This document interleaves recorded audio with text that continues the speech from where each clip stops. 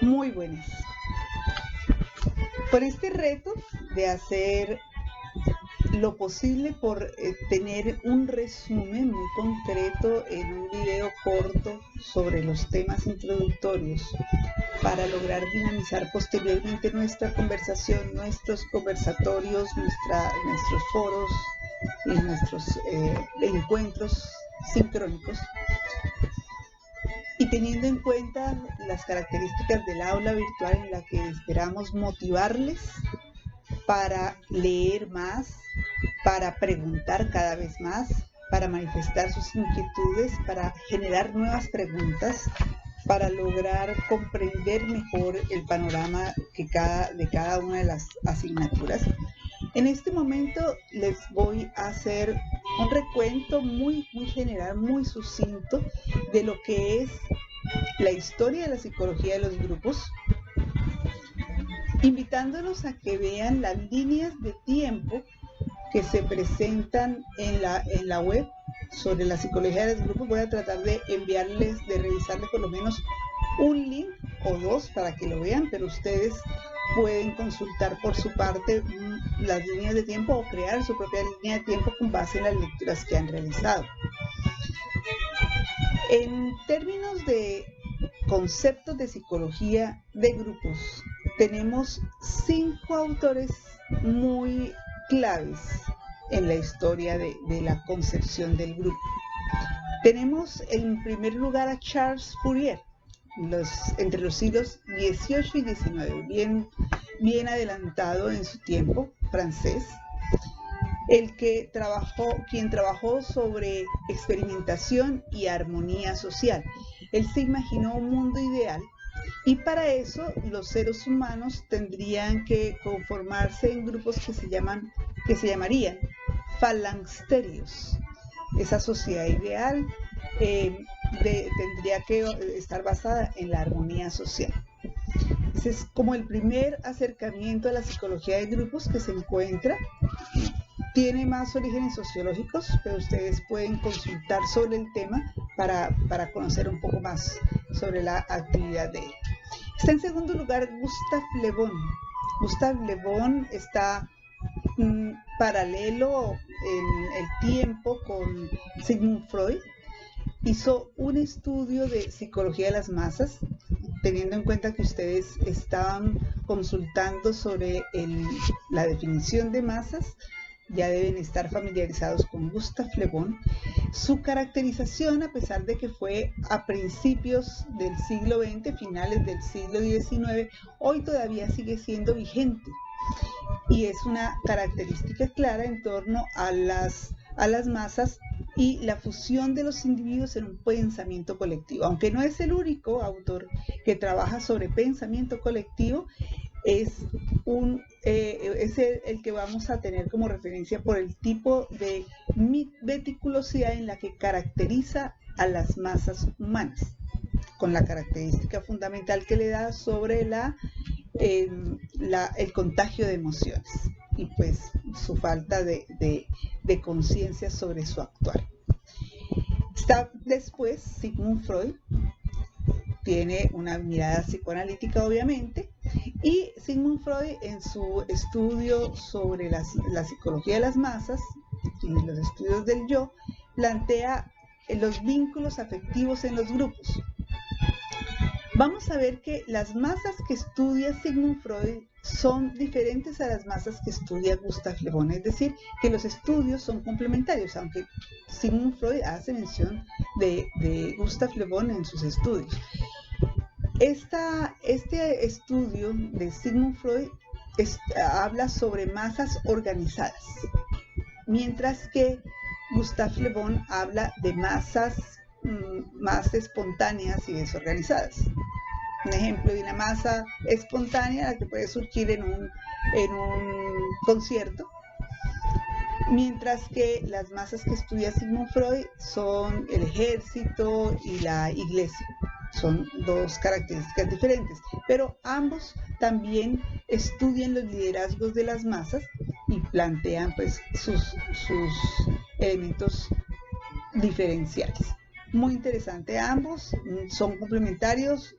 Obviamente no, el tema de Gustave Le Bon no tiene nada que ver con psicoanálisis, y el tema de Sigmund Freud pues está más profundizado en ese tema afectivo. Tenemos por otro lado a Jacob Levin-Morel. Lo vamos a ver posteriormente en una de las técnicas que vamos a utilizar para diagnóstico social de grupos. Jacob Levin-Moreno estudia la anatomía de las interacciones de los grupos, las interacciones de los grupos. Cuando hablamos de la anatomía, pues vamos a ver el test sociológico que lo vamos a analizar posteriormente. Otro de los autores, el quinto, es Elton Mayo. Los que han visto psicología organizacional puede que hayan escuchado hablar de Elton Mayo, ya que es el fundador de la psicología industrial.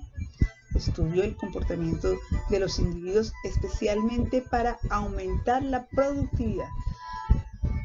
En una época en la que las industrias estaban comenzando y se preguntaban cómo lograr que el cansancio, la monotonía, las dificultades personales incluso permitieran aumentar la productividad, Elton Mayo descubre el potencial de los grupos y hace su estudio en base a ellos.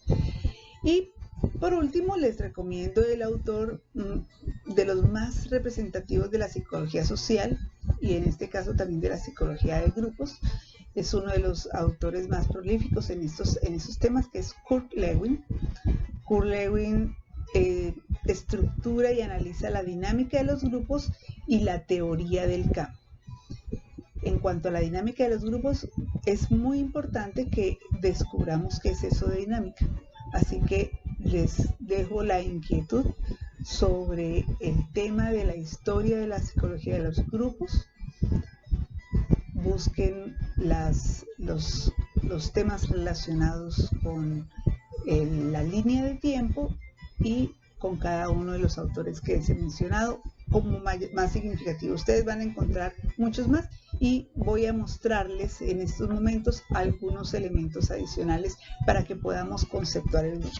Sin embargo, antes de terminar, quiero leerles una definición de grupo que me parece muy importante para que logremos determinar varios de los elementos. Ya ustedes podrán detallar un poco más esta definición.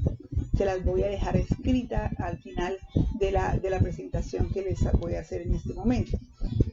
Los grupos son objetos con una estructura variable que evolucionan en el tiempo y cuyo grado de organización es el indicador esencial de su modo específico de funcionamiento.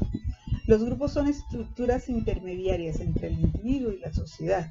Son un lugar de intercambio y construcción psicológica y social. Construcción psicológica y social. Su tamaño mínimo debe ser tal que el número de relaciones individuales potenciales entre los miembros sea superior al número de miembros. Su tamaño máximo debe ser tal que cada miembro pueda tener una relación con cada uno de los demás miembros y donde los subgrupos estables e identificados como tales no se constituyen. Así, un grupo comprende por lo menos 3 personas. Este concepto me parece importante, tanto por los elementos que resume todas las definiciones que ustedes han leído, pero es contrario a lo que encontramos en la mayoría de los textos y en la mayoría de los conceptos. Porque las definiciones de grupo nos dicen que en su mayoría son 2 o más personas que tienen un trabajo en común, etcétera, etcétera. Aquí el autor nos plantea por lo menos 3 personas. Y ese por lo menos 3 personas, estoy hablando de Alain Blanchet y Alain Trougnon. Esas mínimo 3 personas pues nos llevan a pensar qué significa, qué sucede con la pareja. Y ya vamos a mirar que hay otros autores que nos manifiestan desde el 2010 que la pareja no se puede considerar un grupo. Y dice, ya que así permite tener, las 3 personas mínimo, establecer 6 relaciones individuales y 3 interacciones, en las cuales un miembro está en relación con una pareja. Pero su tamaño máximo no tiene definición teórica, queda indefinida y varía con las condiciones particulares y los tipos de grupo. Empíricamente se considera que las características aplicables a los grupos no se aplican ya a partir de que estén constituidos por una treintena de participantes. Sin embargo, arriba nos ha dicho anteriormente que el máximo está con la posibilidad de que hayan por lo menos interacciones, relaciones de cada uno de los miembros con los demás miembros. Hay varios autores que consideran que el máximo no existe tampoco en los grupos, pero que sí debe haber una condición adicional, y es que tengan una claridad de quiénes son los miembros, de que conozcan a los miembros y se conozcan entre sí, tal cual como le dice aquí, haya una relación entre todos ellos. Entonces se preguntan, pues si un grupo es de 100, 120 personas, ¿son un grupo? Y algunos autores dicen, sí, es un grupo siempre y cuando tengamos un listado, ellos conozcan el listado, sepan que son miembros, se han inscrito a ello, y no estemos hablando de una característica demasiado ambigua, etérea, como por ejemplo los miembros de la iglesia. Los miembros de una iglesia cristiana son indefinidos, no sabemos porque no están inscritos, nadie tiene una membresía en la cual diga este es el listado de los miembros de la iglesia cristiana, de la iglesia católica, de la iglesia judía, etc. Y nos permite diferenciar entonces lo que son las masas de lo que son los grupos en torno a que se conozcan sus integrantes. Hay un límite, hay un cierre. Bueno, los invito a que sigamos revisando los otros temas.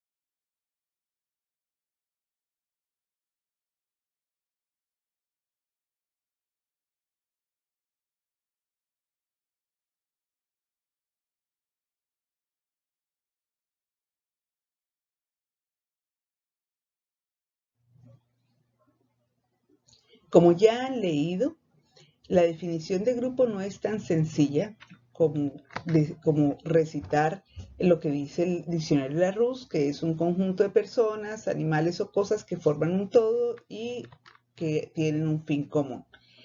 El psicólogo social va más allá en su definición, ya que comprende lo que es un grupo. ¿Qué es un grupo? ¿Cómo lo definen ustedes? Aquí les doy 3 elementos por los cuales han agrupado las definiciones, diferentes definiciones de la psicología social. Están la identidad, la interdependencia y la estructura social.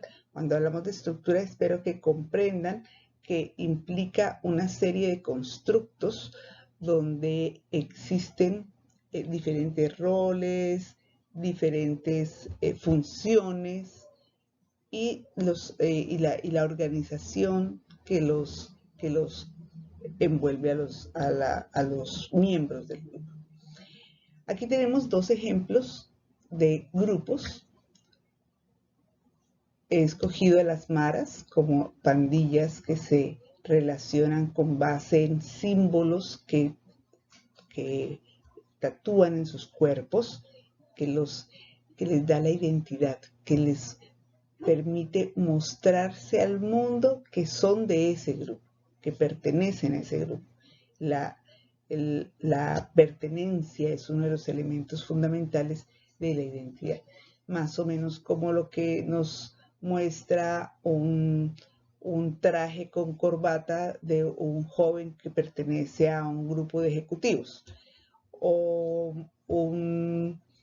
una falda blanca corta con con una elegancia a una persona que pertenece al grupo de tenistas.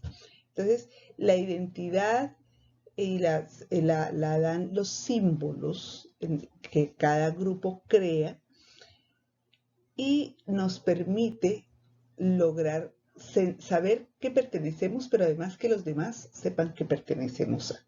Y la interdependencia, estamos hablando de que no solamente una de las partes del grupo o uno de los miembros del grupo depende del otro. Es decir, cuando hablamos de interdependencia, estamos hablando de que todos dependen de. La permanencia en el grupo va a depender de que todos cumplan con su cometido, su respectiva función. En este caso, podríamos ver la interdependencia que existe para mantener un grupo de alumnos con la función que cumple un docente. Es el segundo ejemplo que puedo poner. Podemos profundizar un poco más en las definiciones. Encontramos dos tipos de caracterizaciones en la definición de los grupos. Estamos hablando de la definición de los grupos. Unas que llaman definiciones categoriales, que están planteadas entre lo que se plantea desde afuera, lo que se puede ver desde afuera del grupo, y hablan de las semejanzas, de compartir propiedades, características. Y la otra, la que llaman dinámica, que proporciona un significado psicológico e identidad social a los grupos. Está planteándose en términos de transformación de comportamientos. Esta última, la dinámica, va a ser muy importante y realmente creo que es la más relevante para la psicología social, y los invito a que busquen entre los textos que les he compartido las definiciones de Kurt Lewin, ya que la dinámica de los grupos está estudiada por él muy a profundidad, y les quiero recordar de dónde viene la palabra dinámica. ¿Cuál creen ustedes que es el origen de la dinámica? ¿Ustedes dónde antes habían escuchado hablar de dinámica? Van a pensar un momento en cuál es el momento en donde escucharon hablar de dinámica. ¿Qué es dinámico? Mientras siguen pensando en dónde fue que conocieron la palabra dinámica, ¿qué es la dinámica? Esa la vieron en el colegio. Traten de recordar. Vamos a revisar qué se necesita para hacer un grupo. Primero, que se autodefinan, que se sientan miembros de. Cuando nos autodefinimos, también definimos al grupo. Que compartamos creencias, y aquí estamos en el área de la psicología cognitiva. Las creencias son parte de lo que nos hace miembro de un grupo. Si yo no creo en Dios, no puedo estar en un grupo religioso. Si yo no creo que los comportamientos, las emociones y las interrelaciones pueden transformarse, no puedo estar en un grupo de psicólogos. O sea que comparto creencias. Y que exista un nivel de actividad coordinada.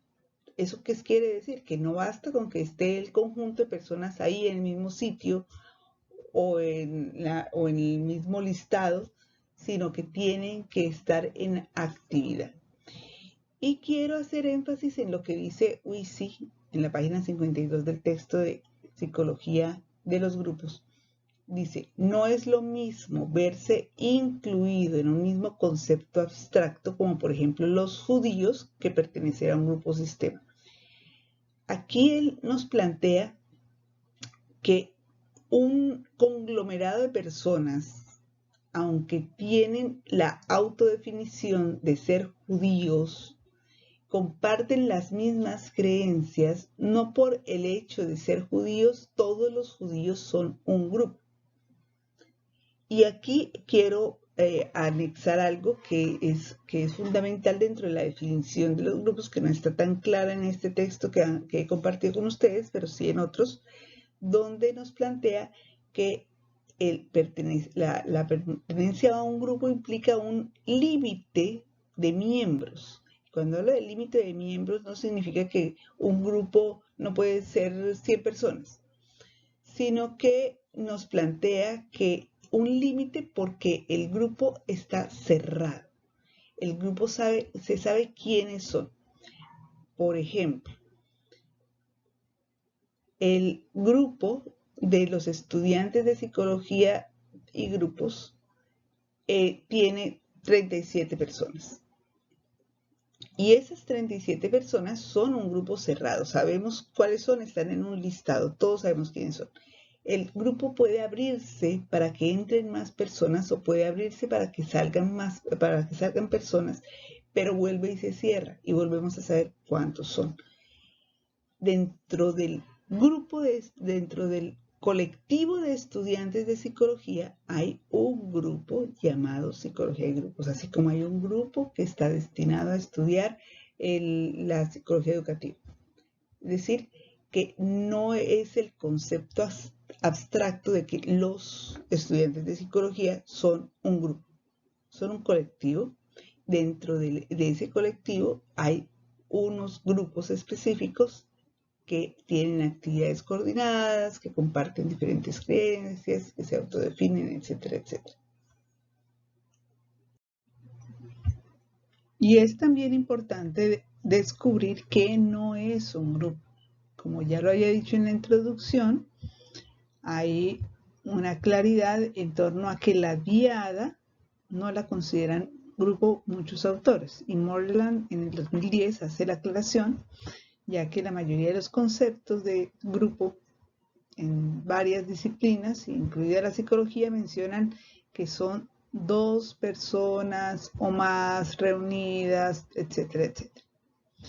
Entonces, ¿por qué no lo consideran un grupo a una pareja? Porque dicen que son efímeras, se forman y se disuelven más rápido que los grupos, las emociones son más fuertes y diferenciadas en las diadas que en los grupos, y no se pueden realizar coaliciones, no se da la socialización y la influencia en torno a los mayoritarios o minoritarios miembros del grupo, más o menos como la lectura que hicimos al principio de esta explicación con la definición, la que van a encontrar al final de este video, y los marcos teóricos y los métodos distintos para estudiar diadas que grupos. Les pongo un ejemplo.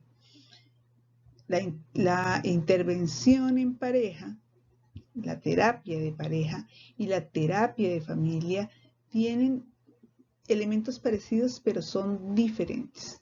Es muy diferente hacer una terapia de familia a hacer una terapia de grupo y hacer una terapia de pareja. Tienen metodologías diferentes, tienen conceptos diferentes. Entonces, no va a ser sujeto de estudio la pareja durante esta cátedra. Vamos a trabajar más con grupos primarios como la familia, con grupos formales como los grupos académicos o los grupos laborales, son los que a los que vamos a hacer referencia para nuestras técnicas y nuestras estrategias. Por otro lado, también los teóricos nos hacen la salvedad de que las organizaciones también están en discusión teórica si son o no son grupos, o si en vez de grupos son entidades. Y aquí les traigo a colación con un ejemplo visual el tema de que una organización tiene una estructura en torno a la posibilidad de que dentro de su organización tengan grupos, tengan equipos y grupos. También hay una diferenciación entre lo que es un equipo y un grupo.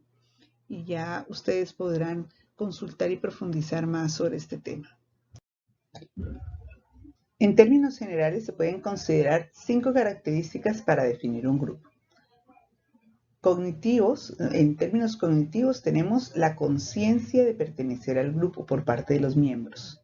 También en forma cognitiva, pero más del área perceptual, tenemos el reconocimiento exterior de otras personas sobre la existencia de ese grupo, el reconocimiento de que estas personas reunidas son un grupo. Ya en torno a lo comportamental tenemos la interacción y la comunicación recíproca, que se espera, como vieron en algunos de los conceptos que leyeron, que se espera que por lo menos interactúen entre diferentes miembros una vez. Además, comportamentalmente también comparten objetivos, metas, actividades y valores comunes entre los miembros. Un grupo sin actividades no se consideraría un grupo. Y la duración temporal tiene cierta estabilidad en la permanencia en el grupo. Esta parte temporal es la que lo diferencia de una reunión cualquiera. Un grupo puede durar minutos, pocos minutos, 5 minutos. Un grupo de estudio, un grupo de en un taller podemos llegar a pedirles que se reúnan en grupos durante 5 minutos. Es un tiempo muy corto y esa fue la existencia del grupo, con todas las características de un grupo. Mientras que un grupo, un conglomerado de personas reunidos en una esquina esperando un bus no conforman un grupo.